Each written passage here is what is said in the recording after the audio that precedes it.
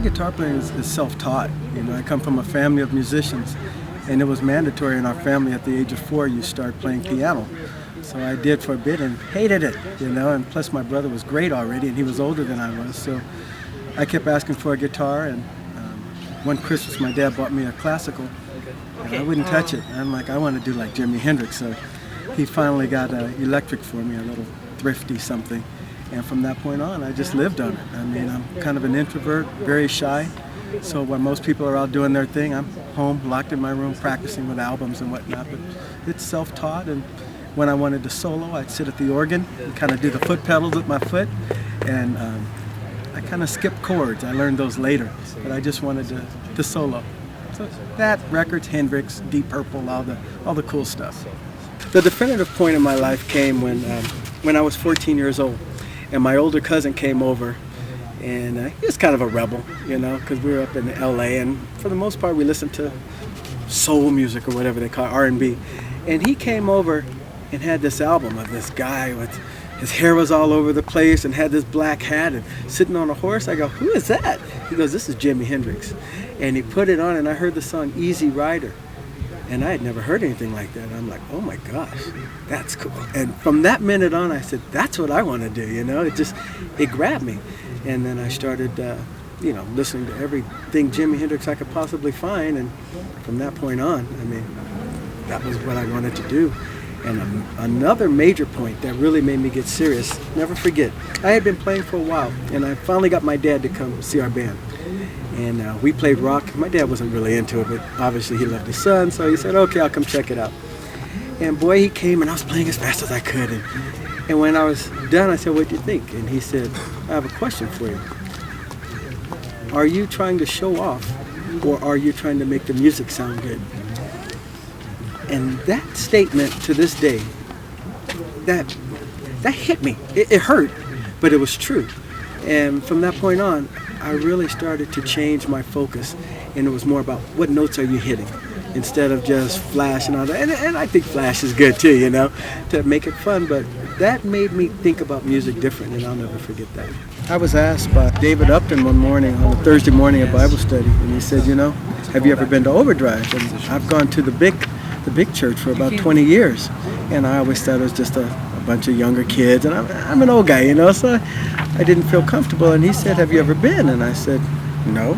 So he invited me down to check it out, and the minute I saw it, I'm like, oh, that's my group. I mean, I belong there. So I really feel like it's my calling. I love rock. I've played it all my life, and to be able to serve and do something for the kingdom, for God, I mean, there's no higher calling. I mean, for me, that's what it's all about. I look forward to it more so than even the gigs we have, and we tour all over the world, you know.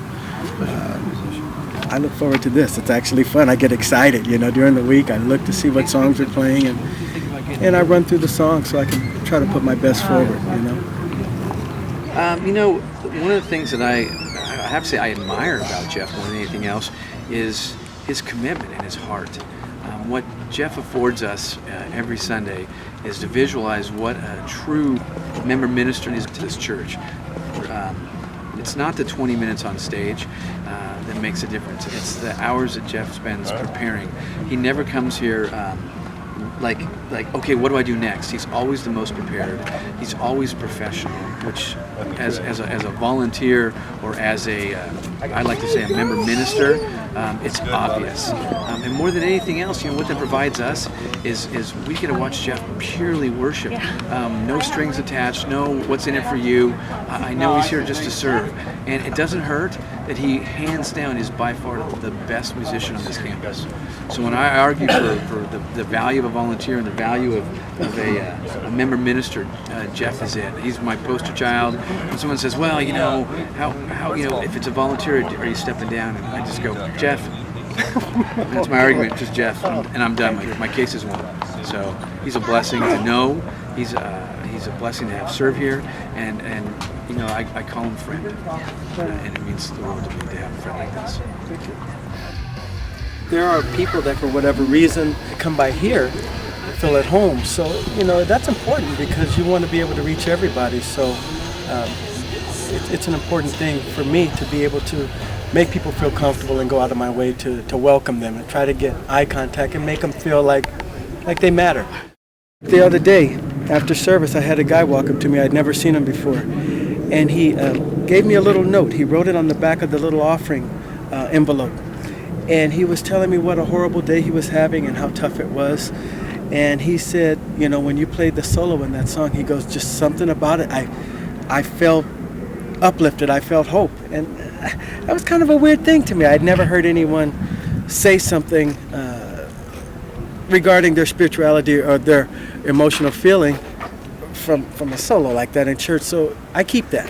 I have that note at home. It's pinned up on the wall.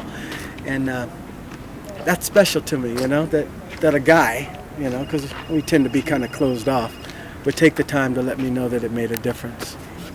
Back in 1993, I was an engineer for Panasonic, and I'd do the 9 to 5, then come home and do the 5 to 10 with the family, and then it was time for me to do my practicing or whatever. That was my time. And what I found was that there was no way to really record good overdriven guitar without being so loud that your neighbors, your kids, and everything else are complaining. So that's when I started to come up with the idea of if I could put something in a box and keep the tone down. So in '93 I came up with the first working proto, and what the Axe Track is a small box, about 1 square foot, and it has our own driver now, an Axe Track speaker, our own microphone inside, and some other proprietary electronics. And what it does, it allows you to take your amp, 2 volt, whatever, like I have a PV here and then a 120 watt power amp, and actually turn it up, dump the sound into that speaker, and then there's a microphone in there. You just get a low impedance cable and run it into your sound card, your mixing board, or whatever you're recording with. So what that allows you to do is actually crank your amp, and you don't hear it. Now what this model is, this is the new guy. We just introduced this one this year at NAMM, and it has a 12-inch speaker in addition to the Axe Track that's sitting behind here. So it has the actual unit mounted inside, and I can go silent mode. I hit the button and I'll play and you won't hear it. Then I can hit the button and 12-inch speaker is on as well.